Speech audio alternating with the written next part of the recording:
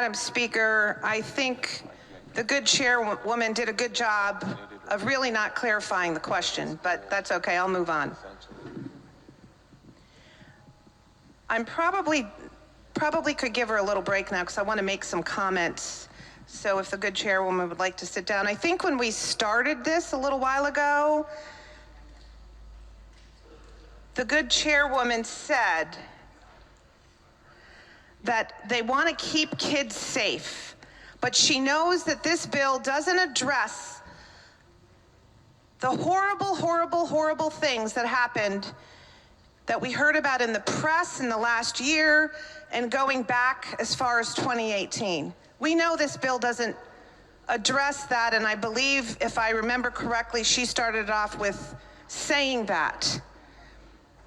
In committee, if I'm correct, she also stated that this bill was just the beginning. It's a start of regulating the homeschoolers, just to start.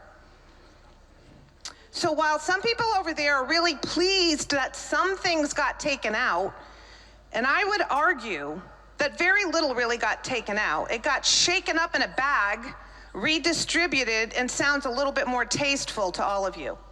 Some things were taken out. But it's still, in my opinion, as egregious as it started out to be.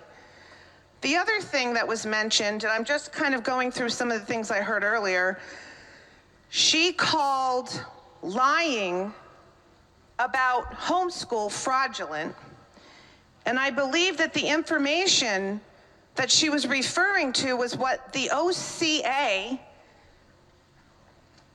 shared with us in committee, which was later debunked by a UConn statistician.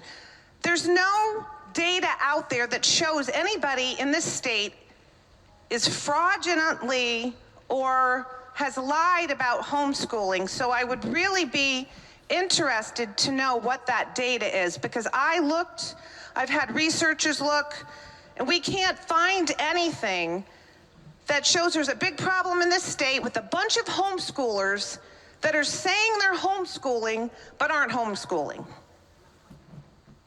The U.S. Department of Education researched and does not allow DCF the authority on education for the purpose of data collection. They don't allow that. So they're trying to switch and give the DCF authority over education, and it's not allowed. So I think that that's going to be very problematic going forward, because that's what this bill is instituting, is that we're going to do that. And I did want to mention, in this room we hear so many times, we want to hear from our constituents. We want to hear from the people from the state.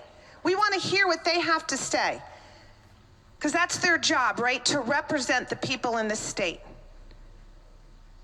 Hundreds of homeschoolers came out to stand against this bill. Hundreds.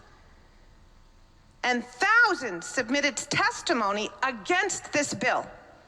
Did none of you hear them? This bill is about homeschoolers. It's an attack on homeschoolers. Did any of you hear any of them? It's really disappointing. I think 54 people, and you can correct me if I'm wrong, were okay with the bill that testified. I want to talk a little bit now about where this bill started and the excuse used to start it for, I believe, the safety of children and the welfare of our children in the state, in particular our homeschoolers. There were 4 different incidences that have been used many times. I'm going to start with Matthew Tirado in 2018. I was a freshman then. I was new here in this building, and I was on Children's Committee, and I remember that case very well. Matthew Tirado was in the public school system, and he was referred to Oak Hills School.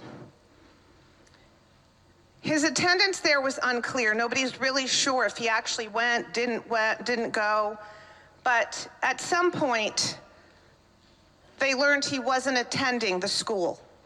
So there was a follow-up. DCF went to the door, knocked on the door, and they wouldn't let him in. They wouldn't let them see Matthew. They tried a few times. This is what I was reported at the time and since then. So DCF went to court, reported that they couldn't get in to see the child.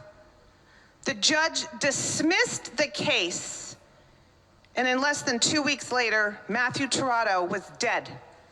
Dead.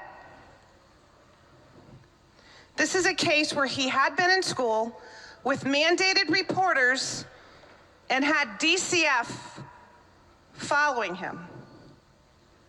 That's the first case that they talked about. The second one, as you all probably know, is Mr. S. in Waterbury. Mr. S. in Waterbury was in the public school system for 5 years. 5 years with mandated reporters with eyes on him. He was rummaging through the garbages because he was hungry. And it happened over and over and over again.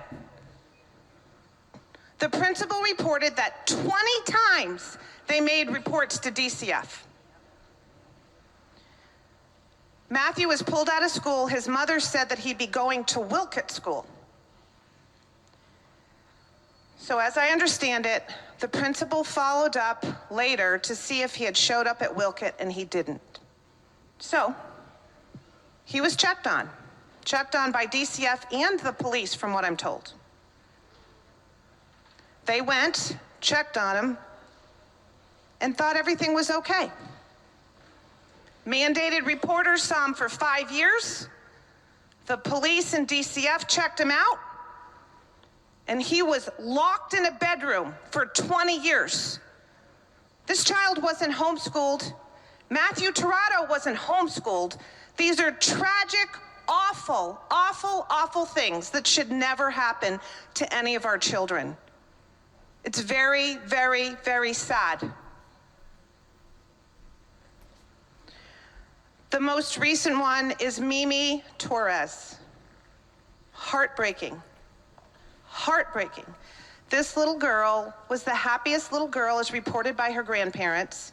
She was born to a drug-addicted mother, and the grandparents said, "We'll take her, you can't take care of her." And there was kind of a mutual agreement that DCF would be there to help and assist, and the mother would let the grandparents raise Mimi. She was very, very successful in school. She did dance. She was very happy. And at the age of 9, the mother wanted to take her and raise her herself. DCF, the mother, and the grandparents came together and agreed that it was okay. So she went with the mother. She was with the mother, from what we know, and going to public school with mandated reporters watching her for the next couple of years. On June 11th, school got ended for that school year. And on June 21st, if you look at the judicial website, it says she died. That says 10 days after she got done school. There's some mixed reports about that, but that's what, if you go on the judicial website, you'll see that today. Her mother, at the end of August, right around, I guess when school started, she showed up and signed up her child for homeschooling. Signed her up. Her mother, her aunt, and her stepfather reported that she died on September 19th. I don't know about you, but I'm not sure much homeschooling got done between the last week of August and September 19th. And furthermore, we still don't know when she actually died. But she was at home for the summer, for summer vacation. If she were still alive, she didn't have mandated reporters with eyes on her. And if we really want to keep children safe, maybe during the summers, we should have the DCF police watching everybody with their children at home, because obviously she was at risk. And I'm being facetious here, but I'm just saying that the situation was horrible. The child was said to be beaten and starved. Died on September 19th, according to some people, or June 21st, we're not sure. Stuffed in a plastic box and moved from one town to another. That should shake everybody in this room to their core. This really had nothing to do with homeschooling. She had mandated reporters looking at her. She had bad caregivers, her mother, aunt, and stepfather. It gets kind of emotional for me because I have grandchildren, they're young, and I can't imagine. I know one of my grandchildren did dance. She was always so happy, and she had her little tutu on, and there's pictures of her in the same kind of little outfit, and she was happy, and within months she was dead. These cases had nothing to do with homeschool. They were just tragic cases, horrible cases that have been used and exploited to go after homeschoolers. I think the last case now, which still is under investigation, is the Enfield case. From what I've read and seen, a 12-year-old girl lived in Enfield. Her mother did take her out about a year ago to homeschool her because apparently, I think she had some educational struggles, she had some special needs, took her home. They had been homeschooling her. The child took off one night and went down to a local store, as I understand it, in the middle of the night, like around 2 o'clock. And the police saw her and followed up with her and reported her to DCF. DCF was notified, went to her home, checked her out, said everything looked good. She was okay. The report came back. A week later, she was dead. She was dead.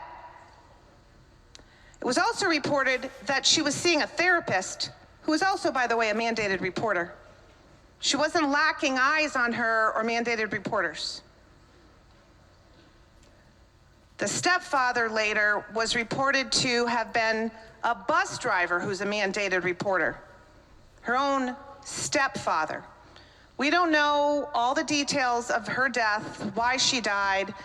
There's accusations of abuse from the stepfather, we don't know. But what we do know is that she had eyes on her and she died. These are tragic events that happen, sad and heartbreaking. These cases have been used to open the door to homeschool regulation, to get the public all stirred up, led them to believe that this was all because of homeschooling, all because the children were kept in the home, nobody could see them, nobody had eyes on them, there weren't any mandated reporters, and that's why these tragic things happened. And really, that's not really true. The media and this leadership in this committee has exploited those to use them to start this overreach of homeschooling regulation, in my view.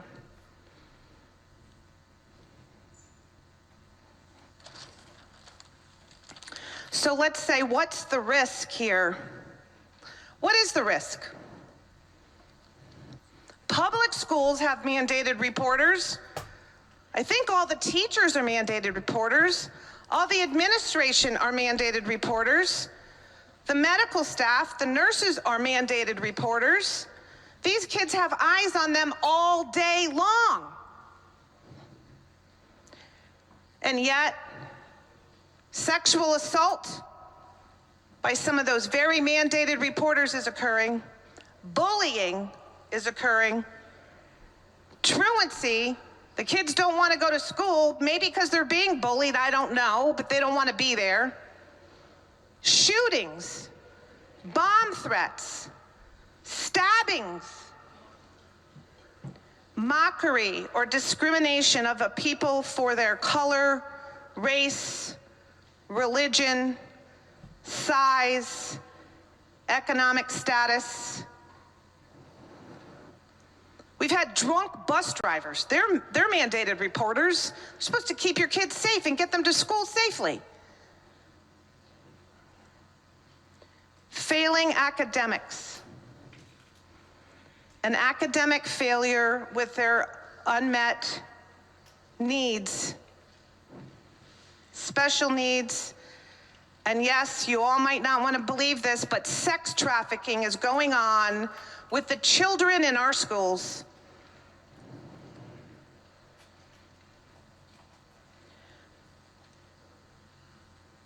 I don't know, do you think they're safe with the mandated reporters at school? Because there's a lot of homeschool families that don't. And for what I just mentioned, a lot of homeschoolers pull their children out for that reason. And so now we have a bill in front of us that says, oh, well, we need mandated reporters to look at these children in the home. You have them in the schools. The cases I just described had mandated reporters.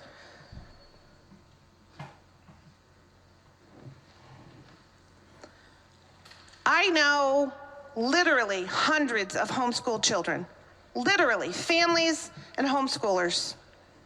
I know them because they call me, they come to see me. I've seen them here at the Capitol with different programs. They're out in the grocery stores, they're out at museums, they're out at gyms, they're doing recreation. Many of them have parents that are mandated reporters, doctors, nurses, therapists. I could go on and on. The claim that they need eyes and mandated reporters on them is bull hockey. Bull hockey because they do. They do. I would submit that the children in public school, we need to take care of that. Where's the eyes on the truant children? Where are they? Who are they with at home? Maybe they're with someone on the list. I don't know, maybe they have open cases. They're not in school. You don't know where they are. You don't see them. Where's the concern? We haven't taken care of that problem. The State of Connecticut Report 2023 School Health Survey. 18% response rate from the schools. 2023, 18% of those that reported were bullied on school property. Bullied. I don't know for what, if it was race, religion, I don't know, their weight, did they look different? I don't know. I don't know why they were bullied, but they were bullied. 7.2% were threatened or injured with a weapon on school property.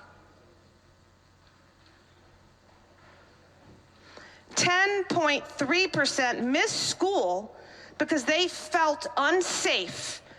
Of those, 16.7% were Hispanic and Latino. And 11.7% were Black students. I don't know about you, but I don't care what color they are. I don't care what size they are. They shouldn't be bullied, especially in our public schools where people are watching them. This shouldn't be happening. And what are we doing about it? We're going after homeschoolers. Homeschoolers with a fake report about homeschoolers at home not homeschooling them. Where are those kids? I don't know. I haven't heard about any of those. 6.7% have been physically forced to have sexual intercourse. How about that? In 2024 to 2025, in-school suspensions were 40 43,000. The New Haven Register reported nearly 60 Connecticut teachers were arrested or charged with sexual misconduct involving students. Ha! Those were the mandated reporters. What a joke. The very mandated reporters, the eyeballs you want on homeschoolers, are assaulting our kids in public schools, and you're all sitting here doing not a thing about it. Not a thing. You're going after homeschoolers that come in here, respectfully watch everybody, quiet, high achievers, parents that are invested in them, that have given up careers to homeschool them. But who are you concerned about? Are you concerned about the ones that are getting exploited in our schools? I don't know, I haven't heard anything about that today. On 2/27/26, Darien High School teacher accused of misconduct with a student whom he had prior allegations. On 4/23/26 in Plymouth, teacher charged with sexual abuse of students. I could have gone on and on and on and on. I'm just trying to give you a little view of what's going on here. SDE reports stats of 200 complaints of educator misconduct each year. But what you guys want to do is tell some people you can't homeschool, you have to send your kids back to the public school. Well, they're at risk for all of the things I just listed.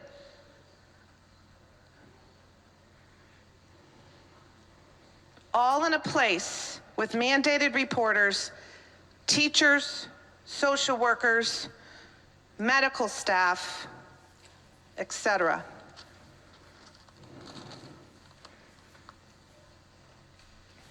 The data is staggering, and we're sitting here talking about regulating homeschoolers.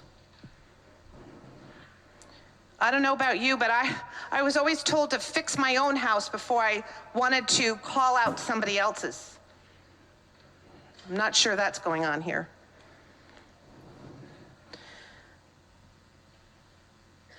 This bill claims children that are in homeschool are at risk with no mandated reporters. And the state gets to decide who can homeschool. Who gets to homeschool, and if you don't get to homeschool, you get to send them back to that public school I just described to you. That's nice. We'll put them at risk there. A child who has someone in the household on the DCF registry, safety must be a concern. And I agree, safety should be a concern. If you're concerned about their safety, it seems to me that you'd want to investigate that in itself to make sure they're safe, regardless of homeschool. If you're really concerned about their safety and being in that household, really concerned, which doesn't seem to be real, because the only time it triggers you is if somebody wants to homeschool in the house. We already talked about how many mandated reporters are looking at those kids. We already talked about that. I don't know, has anybody done a review of all the truant kids to see how many of their household members have people that are on the registry? I don't know, is that a concern to anybody?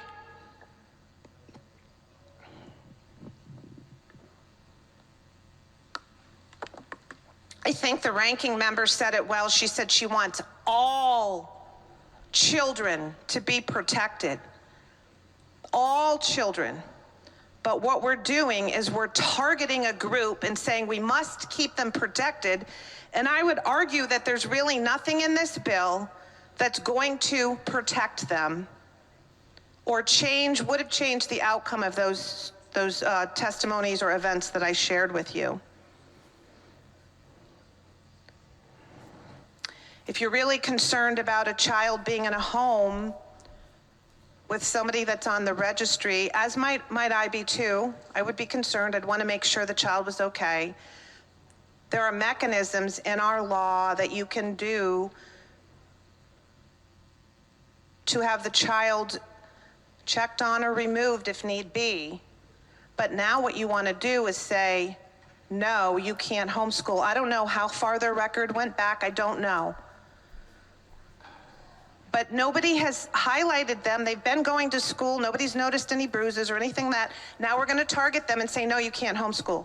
We're not making a pathway for that at all. We're not saying, let's talk with the family. Let's investigate, do a little research, because they want to educate their child at home. That's what they want to do. They haven't been charged with educational neglect. And they haven't even had due process. No due process. You just say no. No, you can't homeschool. You can't do it. The same thing with a child with an open investigation. I know many people that have called me as a legislator, homeschooler, and the like, who have said to me, my neighbor really hates that I homeschool, and they're always watching me. And I have heard some of the homeschoolers say that they have been targeted and reported because somebody doesn't like them, they don't like their lifestyle, and then what happens? They're in an open investigation. An open investigation. We don't know, was there anything going wrong there? There might have been. But they are immediately said that they can't homeschool.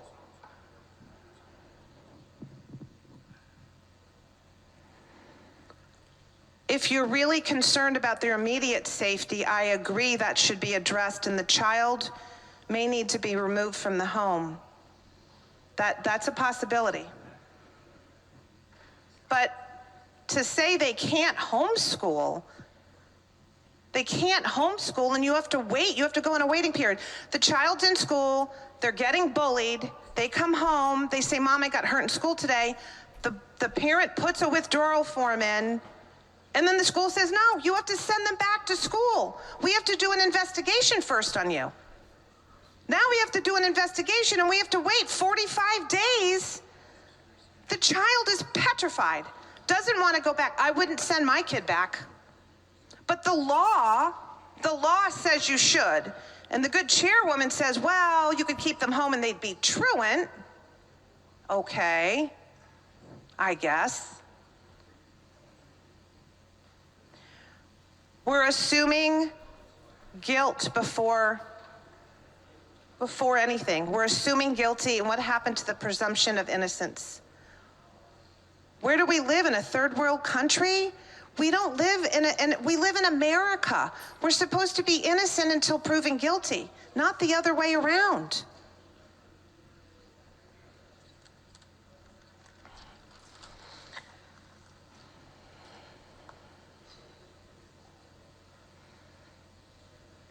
There's more data here for everyone to think about.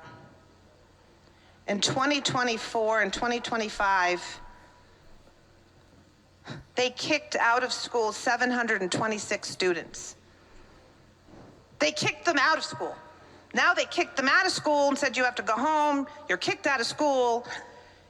And it makes you wonder, are they safe at home? Because they have no mandated reporters looking at them. I don't know, you're saying in one breath, we must see you, have eyes on you, and in the next breath you're saying, oh no, we're gonna send you out of here, we're kicking you out of school, where no one's gonna see you. And I'm assuming that these kids probably have some troubles. I don't know what they are, but I'm assuming if they got kicked out of school, there's some things that need some attention. In 2024 and 2025, out-of-school suspensions were 32,897. So I submit to you, with all of these children, which are over 33,000, are you making sure there's nobody in their home on the registry? Because you just made them go home and be in a home that you said other children couldn't go in a home and be in because they needed to have eyes of mandated reporters because they were in a home with somebody who was on the registry or had an open investigation, but now we're kicking all these kids back home. I don't know, it doesn't make sense to me. Every day, children go home after school. They go home after school and they're home all evening with their family. They're home on the weekends. They're home for summer vacations. And many stay home from birth to 5, 6, or 7 years old. They don't have mandated reporters on them unless their parents are mandated reporters. Maybe we should have the DCF police looking at them, making sure they're safe. Last year, we had, I think he was 12, a boy in Brantford who had been in school with mandated reporters all day long and had been attending a school. He went home and his father beat him to death with a bat. He got beaten to death with a bat. He was in school with mandated reporters. Nobody picked up anything, that there was anything going on. Nobody noticed that maybe I don't know the situation, but he had mandated reporter eyes on him. Went home and got beaten to death with a bat.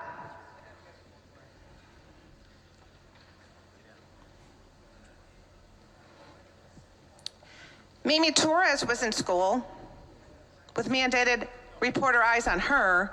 June 11th, she got done school, and the judicial website said she died on June 21st.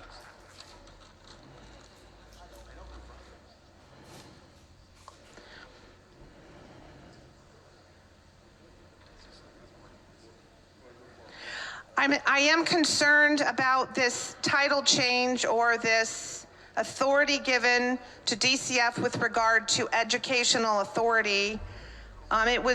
Information was brought to me that can't be done per the U.S. Supreme Court. So how can you suddenly take DCF and call them an educational authority and now use that to bypass FERPA, which is to protect your personal information, and now that information will be going from the school to DCF. And as the good ranking member mentioned earlier, we don't know where that information might be, but it is certainly concerning. People are really concerned that everyone in their household, 18 and older, are going to get submitted and checked on.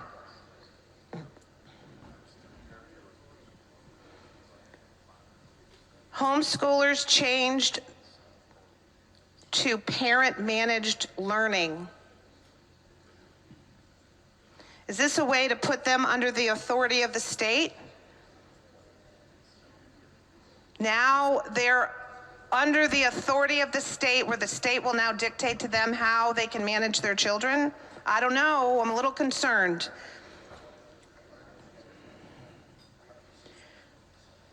(10-184) is a statute that's been in place for decades, and now it looks to be that they're trying to change it. But the federal court has ruled that parents have a right to educate their children in the way they see fit. And in court, the Supreme Court has won and prevailed. So that will supersede whether we change the statute or not. The federal court has prevailed in these situations. Parents, all of you have a right. You have a right to educate your children and bring them up the way you see fit.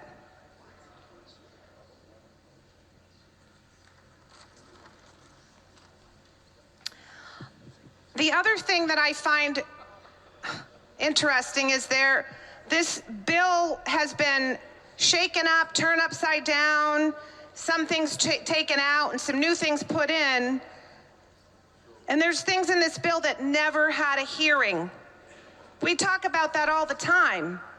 And I guess you care about it when it's something like yesterday, the argument with the election bill was, well, we didn't have a hearing on that, so therefore we couldn't pass the amendment. I submit to you there's parts in this bill that never got a hearing. Sharing the names of everyone in the household, disclosing all those names in the house. A warrantless search without a probable cause, and homeschool is not a probable cause. SDE sharing names, addresses, dates of birth with an enforcement agency, not an authorized educational agency. ACLU, civil rights, parents, students, and others were never able to testify on that and some other parts of this bill because they weren't part of the bill and heard in committee.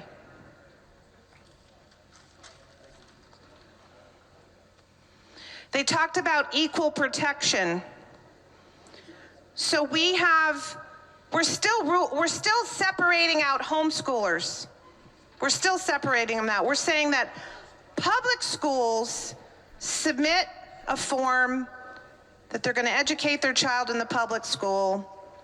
Non-public schools submit a form to non-public schools, and that homeschoolers have to annually enroll. The others don't have to enroll again unless they change that. They're going to use attendance for public schoolers as proof that they're continuing to go to public school. I find it interesting that the list that they will get from the private schools will not have names attached. So you'll know that last year there were 330 kids.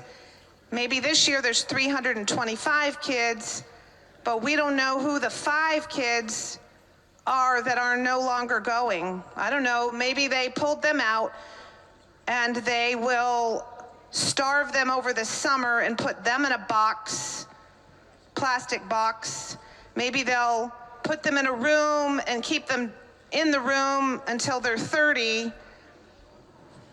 Maybe they'll tie them to the kitchen table like Matthew Tirado. I don't know. But we won't have names of those. Apparently that's okay. Again, you know, the homeschoolers are kind of separated from the rest of them. They're the ones that have to annually submit, annually. Because again, they don't have mandated reporters seeing them. But the public schools, they only have to enroll once, and we know they have mandated reporters looking at them. We know they have mandated reporters sexually assaulting them. We know that too. The stakes are high, and the resources will be weakened or taken away from already identified, abused, and neglected children who need services.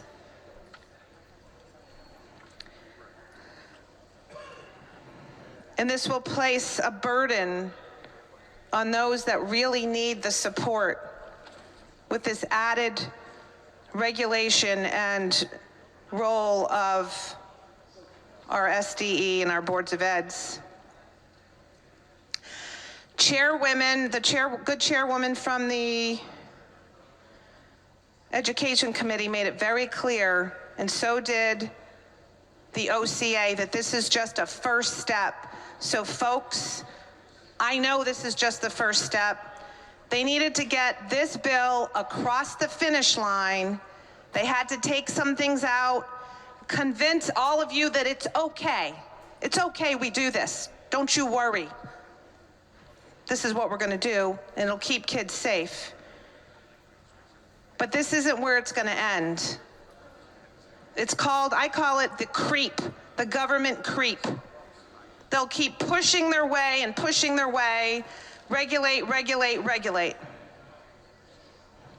I also wondered about the cost. I was kind of curious about that because all the students in public school, we know there's a cost to educate them. And there's a number on each one of them in terms of cost. When public school children decide to go to a vocational school or another school, there's often what we call double funding. The state will send money to the vocational school because that's where the child is, but we continue to fund the public school because the child might change their mind and not continue to go to the vocational school or whatever else they went to and come back. So it's kind of this way of holding their seat, keeping all the teachers employed, counting them as a number that we have to fund as taxpayers. So we're double funding. We're funding here for a child that has never been seen by a teacher in the public school, and we're funding them over here. And it makes me wonder, now that we're starting this data collection, it really makes me wonder, what are we going to do with that? Are we going to count them and say, well, we need a seat for them in the public school? Because we might tell the homeschoolers they can't homeschool anymore. We need a seat for them. It makes me suspicious when it comes to funding. Let's hold their seat and fund that seat too. I ask all of you, how are we really protecting anyone with this bill? Let's protect our children thoughtfully. Let's start where the biggest problems are right now in our public schools. Let's address that.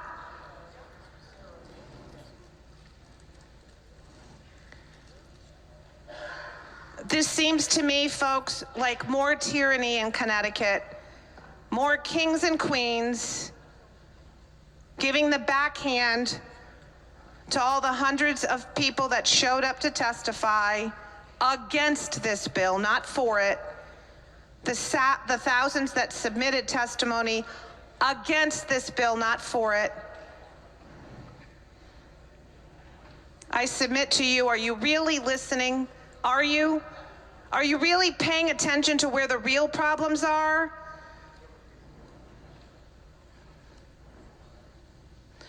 This bill is really in search of a problem that doesn't really exist. And no, I don't want any child abused. I don't want any child locked up in a room, put in a box, tied to a table, starved to death. It's heart-wrenching, and I don't want that to happen. I just don't see it. I think that we need to focus where our big problems are. And I'm asking each and every one of you to think about that, really think about that. Madam Speaker, I'm a hard no on this bill. Unquestionably no. And I'm asking each and every one of you to think hard about what we're really doing with this bill. Are we really helping the children of Connecticut? Are we going after a small number of homeschoolers and a witch hunt, if you want to call it, going after a problem that I'm sure that some of them do exist, but this is just far overreach. Please, please vote no. Thank you, Madam Speaker. Thank you, Madam. We remark further, Representative McGee.